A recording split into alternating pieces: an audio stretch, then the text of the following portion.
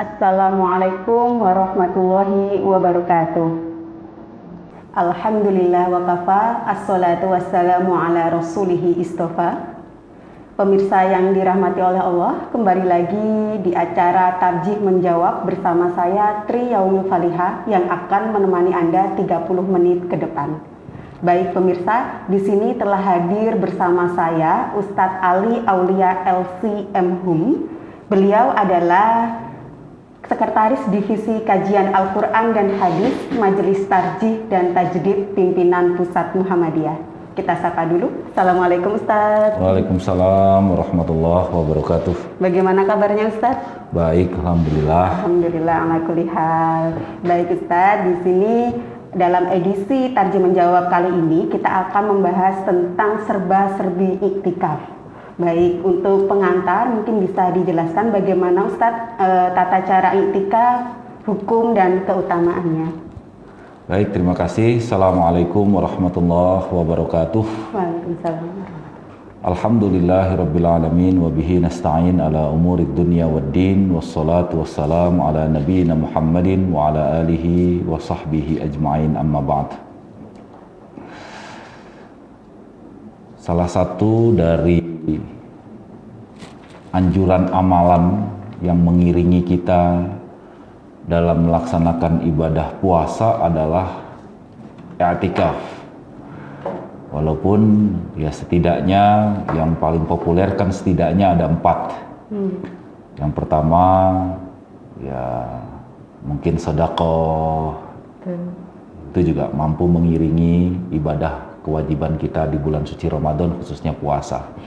Mudarasatul Quran, yang kedua bagaimana tadarus.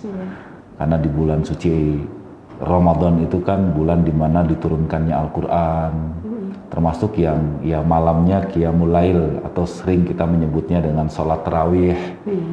Dan ada satu lagi yang amalan ini, amalan yang memang dianjurkan, yaitu i'tikaf. Apa itu i'tikaf?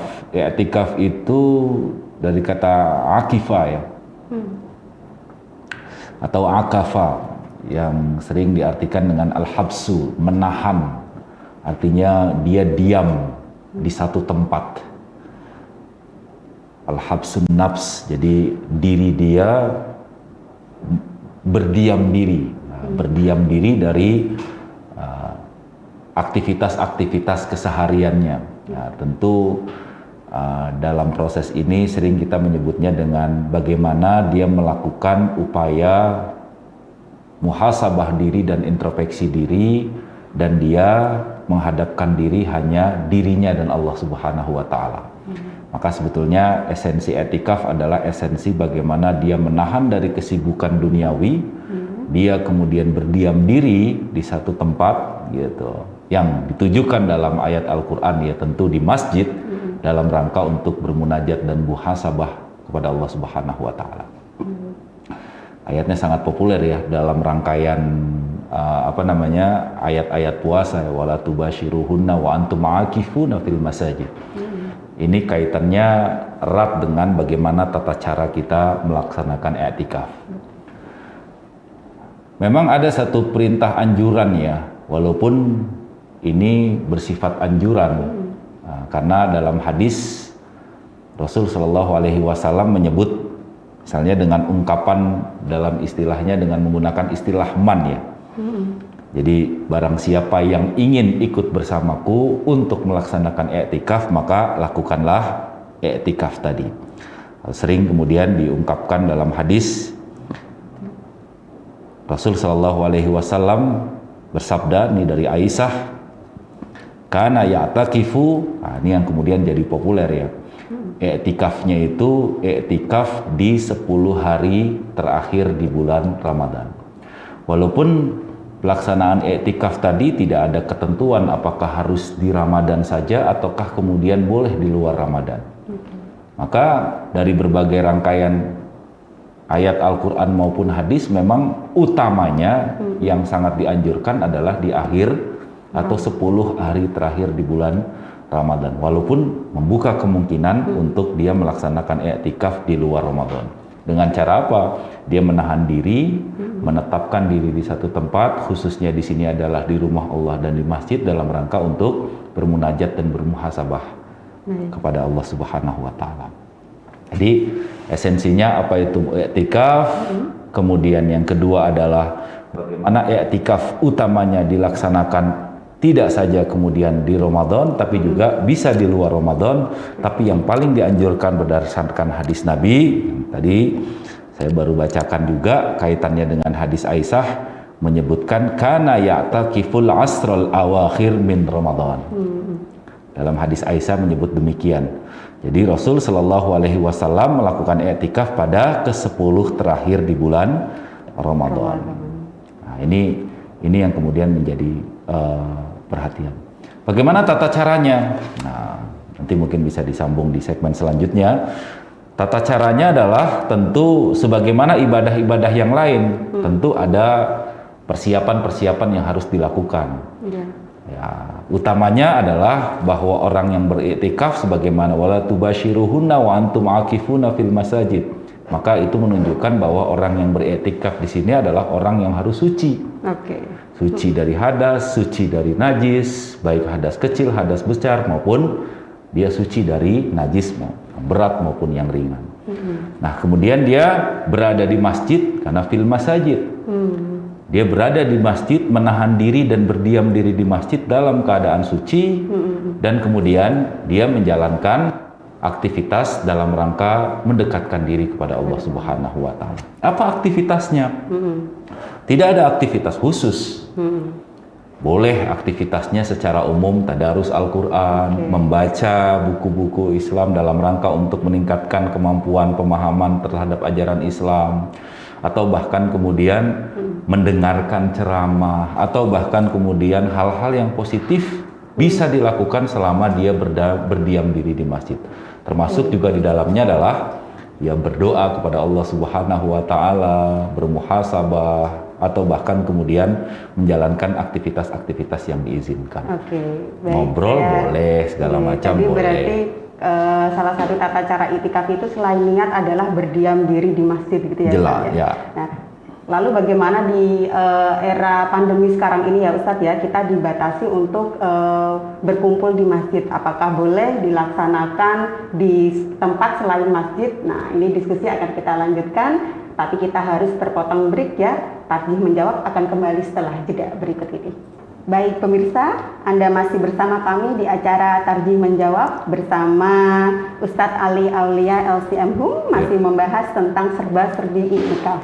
Nah, tadi sudah dijelaskan ya bagaimana hukum, tata cara, dan keutamaan iktikaf. Lalu pertanyaan yang timbul Ustadz, kalau memang iktikaf itu harus dilaksanakan di masjid, tapi di era pandemi seperti ini, apakah iktikaf itu bisa dilakukan di selain masjid sih Ustadz? Ya, memang ada kata yang sangat jelas ya, wa antum aqifuna fil masajid. Ya, ada ungkapan masjid di situ yang kemudian beberapa imam mazhab kemudian berdiskusi kaitannya apakah kemudian harus dilaksanakan di masjid atau boleh dilakukan di luar masjid. Bahkan kemudian istilah masjid saja kemudian ada berbagai macam diskusi. Apakah masjid dalam arti definisi ini adalah masjid yang memang biasa dilaksanakan sholat Jumat. Jadi kalau masjid yang tidak digunakan sholat Jumat maka tidak disebut dengan masjid gitu. Ataukah kemudian masjid yang dalam arti memang dilaksanakan keseharian untuk sholat 5 waktu. Terus sekarang kita populer dengan di sini mungkin ya ada istilah musola atau langgar ya toh, atau surau dan lain sebagainya. Tapi kemudian dalam tuntunannya, dalam diskusinya kemudian berkembang justru dari sini ini memberikan gambaran bahwa sebetulnya melaksanakan i'tikaf ya dalam definisi masajid dalam arti di sini adalah tentu tempat di mana biasa dilaksanakan sholat. Majelis tarjih banyak kemudian lebih cenderung ke sana. Jadi bisa saja dilaksanakan di surau, bisa saja kemudian dilaksanakan di masjid dalam arti yang biasa dilakukan untuk sholat Jumat, dan bisa juga kemudian dilakukan yang kaitannya dengan yang biasa memang dia dilakukan sholat berjamaah di sana. Apakah bisa di rumah? Ya kalau di rumah tentu bukan berdiam diri dia. Iya, betul. Kalau dia di rumahnya sendiri atau di ruangan sendiri, itu bukan berdiam diri, artinya dia tidak menahan dari segala aktivitas keduniaan, menahan dari aktivitas rutinitas keseharian. Ya harusnya kan Rasul saja kemudian meskipun rumahnya sampingnya kan dia pergi Oh iya, masjid. tetap ke masjid. Tetap ke masjid. Ya, ada teritorialnya yang Betul. di masjid. Kalau seumpamanya di rumahnya itu ada musola khusus memang untuk ritual jamaah begitu, Ustaz, bisa tidak ya dipakai? Ya, kalau di rumahnya tadi itu memang rumahnya atau depan rumahnya emang dibuat sebagai musola, di mana musolanya tadi itu dilaksanakan sholat terus menerus. Iya. Ya, artinya sholat dalam arti sholat ya ada azan, ada iqamat, kemudian ada sholat pelaksanaan jamaah terus menerus di sana, atau sering kita menyebut dengan musola, ya bisa dilaksanakan lebih banyak tentu. Tapi kalau itu punya pribadi yang kadang kita mau sholat di situ, kadang tidak, nah itu bukan kaitannya dengan tadi. Kan dipakai tidur Ya, kadang dipakai tidur dan lain sebagainya. Nah, cuma menariknya memang dalam situasi seperti saat ini, nah, itu kan.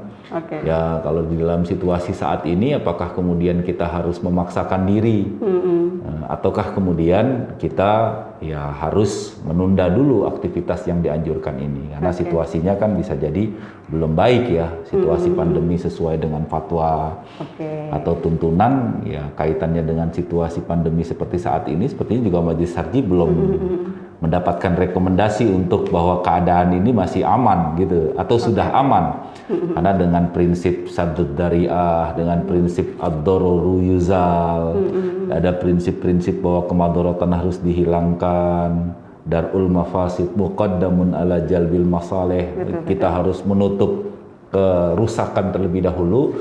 Maka sebisa mungkin ya, kalau memang itu tidak dimungkinkan kita keluar dan membahayakan bagi kita, apakah kita tertular atau bahkan ditularkan, ya sebaiknya ditundalah. Ada aktivitas yang lain. Maka tadi di awal bisa mudharasatul Quran, bisa kemudian menjalankan qiyamul lail atau tarawih, menjalankan aktivitas sedekah, infak dan lain sebagainya.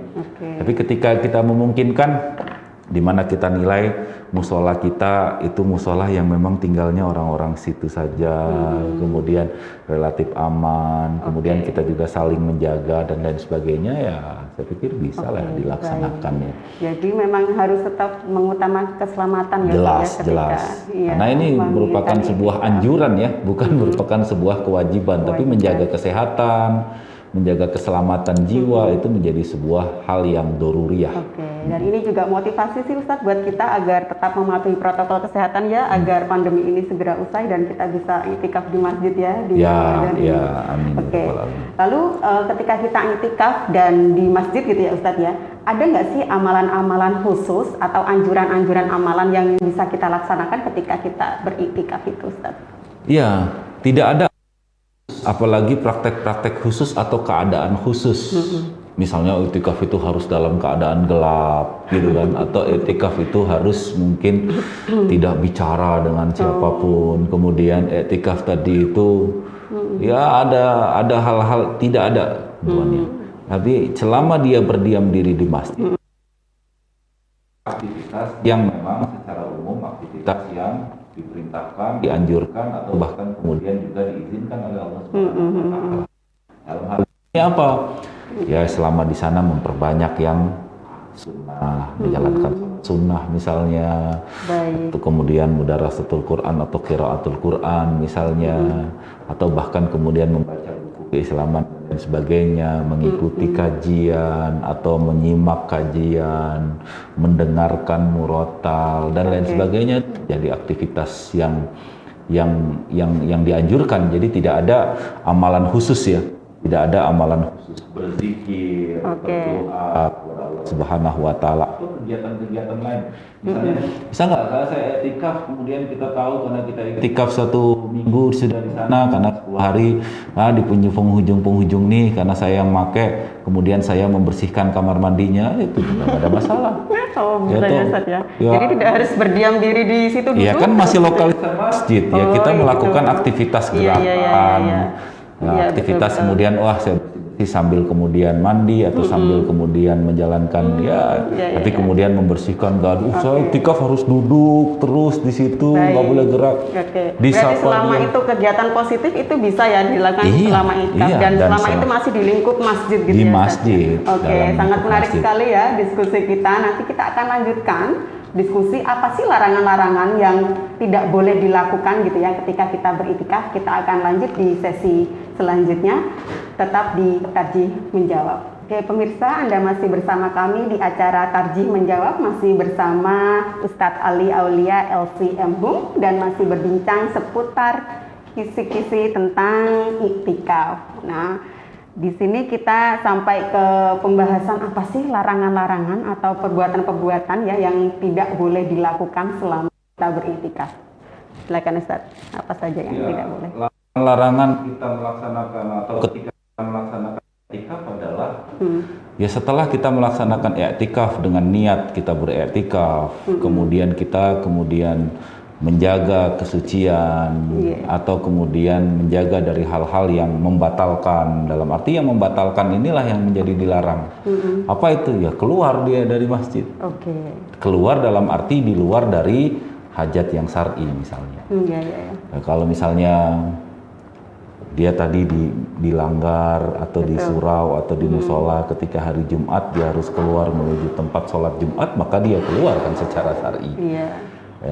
Atau bahkan dalam situasi yang darurat, misalnya keadaan gempa macam-macam juga keluar dalam itu. Tapi ketika dia menjalankan aktivitas yang dilarang dalam arti dia tidak berada lagi di masjid, maka kemudian terputuslah iktikaf. Jadi sudah tidak bisa menahan lagi.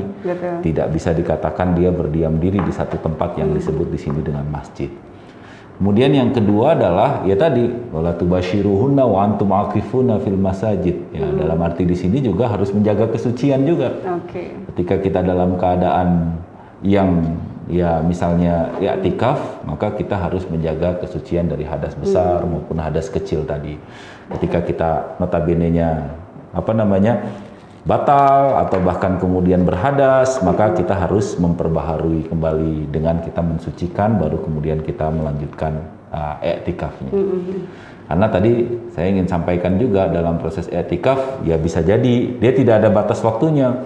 Saya nggak bisa untuk iktikaf full 10 hari 24 jam. Nah, karena dalam ketentuannya bisa jadi dia berdiam diri dengan dia niatkan, saya niat misalnya iktikaf dari menahan diri di masjid untuk mendekatkan diri kepada Allah, berzikir, kemudian berdoa kepada Allah, menjalankan aktivitas yang baik, ya dari habis subuh misalnya sampai jam 9, karena dia harus tadi bekerja misalnya. Kalau dia harus ini, dia kemudian menjalankan aktivitas bekerjanya. Jadi kalau dia saya mau perfect, sempurna, saya meninggalkan dulu, boleh nggak cuti? Kalau misalnya dia boleh cuti dan dia siap, kemudian bagus. Gitu. Kalau tidak, dia bisa sesuai dengan kadarnya. Karena kan harus, nah ini kan berupa anjuran ya. Jangan sampai kemudian kita malah terjebak yang berlebih-lebihan, malah kemudian menyusahkan dan lain sebagainya. Jadi apa yang dilarang? Ya keluar dari masjid itu, kemudian ya melakukan aktivitas-aktivitas yang itu dinyatakan aktivitas yang kalau kesuciannya hilang, menjalankan aktivitas di sana malah coba ngobrol teleponan dan lain sebagainya, itu bukan aktivitas. Berarti harus baik. Kayak menjaga wudhu juga ya Ustaz ya, menjaga kesucian itu artinya kita menjaga wudhu atau seperti apa Ustaz? Iya. Karena di sana dia berzikir, karena ya seyogyanya dia menjaga aktivitas kesucian dia. Dalam arti bukan wah dia batal, kemudian setelah itu batal dia wudhu lagi, niat lagi, tidak, tapi dalam menjalankan aktivitas selama dia di masjid kan aktivitas yang dianjurkan, dan aktivitas yang dianjurkan tadi itu kan dengan dalam keadaan suci, dia sholat sunnah, tadarus Al-Quran, dia menjalankan aktivitas-aktivitas di masjid, itu kan juga. Baik, saya penasaran Ustaz, jadi ketika kita beriktikaf itu kita dilarang tidur ya? Kalau 24 jam di situ harus kayak berzikir, baca Quran, boleh, seperti apa? Boleh, ya kalau misalnya kita bermalam di situ harus tidur, ya tidur. Berarti tidur. Itu masih dihitung iktikaf ya Ustaz ya? Ya selama kita dalam prinsipnya tadi, meninggalkan aktivitas keseharian duniawi untuk lebih mendekatkan diri kepada Allah. Menahan diri dari aktivitas keduniaan untuk lebih dekat kepada Allah. Baik. Ya, jadi kalau tidur doang ya bukan etika. Dari pagi sampai jadi ketika malam dia misalnya udah dia mudarasatul Quran sampai malam, kemudian nanti dia berzikir, berdoa, bermunajat, kemudian habis subuh dia istirahat sebentar tidur, baru kemudian setelah itu dia mengikuti kajian selanjutnya dan selanjutnya. Maka biasanya etikaf itu kan ada programnya ya, kan baik ya, misalnya masjid-masjid tertentu membuat program etikaf yang kapan ada jam istirahatnya, kapan itu ada sesi materinya, kapan itu ada sesi tahfizul Qur'annya. Jadi terprogram ya Ustaz ya. Oke, kalau ada pertanyaan, kalau kita memilih mencari nafkah saja itu kan juga sebuah kewajiban kita ya daripada kita beriktikaf. Nah itu bagaimana Ustaz? Apakah anjuran beriktikaf itu tetap dilakukan ketika dia masih punya tanggungan untuk mencari nafkah? Dan apakah dia harus izin istrinya dulu nggak sih gitu loh Ustaz? Atau memang itu karena anjuran dari Rasulullah dia asal saja pergi tanpa izin ke istri atau sebaliknya izin ke suami gitu Ustaz? Ya, yang pertama ya mencari nafkah untuk memenuhi kebutuhan yang primer kita kan merupakan sebuah kewajiban, ya toh. Ya kalau kita kemudian tidak mencari nafkah, maka secara khusus nanti akan banyak yang terganggu ya. Nah, maka mana yang skala prioritas ini kan. Iktikaf itu kan sebuah anjuran ya, dia nggak wajib ya, kecuali kalau nazar ya, berbeda. Kalau misalnya saya nanti Ramadan ini saya nazar mau iktikaf, itu harus ditunaikan. Tapi ketika iktikaf itu merupakan sebuah amalan anjuran, sama mencari nafkah itu yang wajib, maka secara prioritas kita mendahulukan yang wajib daripada yang merupakan sebuah anjuran. Karena begitu banyak juga tadi saya awali dengan aktivitas-aktivitas lainnya selain kemudian aktivitas i'tikaf tadi. Apakah harus ada izin istri? Ya selayaknya wa'ashiruhunna bil ma'ruf. Ya haruslah. Sebagai wujud dari kita berinteraksi dengan istri yang terbaik dan lain sebagainya ya. Walaupun nggak ada keharusan. Ya toh, harus izin. Nanti kalau tahu-tahu hilang, wah kemana nih, etikaf atau tidak? Tadi izinnya cuman dilaporkan orang hilang tadi lapornya sholat maghrib, isya mungkin sekalian isya lah, atau mungkin sekalian tarawih. Bas tarawih kok kemudian nggak pulang-pulang malah dicarikan malah akan bermasalah. Jadi baiknya melakukan izin terlebih dahulu. Jadi memang ketika kita beriktikaf itu kan sebuah anjuran, tapi jangan sampai kita mengabaikan kewajiban-kewajiban utama kita ya. Dan tetap diperhatikan ya. Dan usai juga perbincangan saya dengan Ustadz Ali Aulia ya, tetap saksikan tayangan Tarjih Menjawab di edisi-edisi selanjutnya. Saya Triamul Faliha dan kru yang bertugas hari ini undur diri. Billahi taufiq wal hidayah. Wassalamualaikum warahmatullahi wabarakatuh.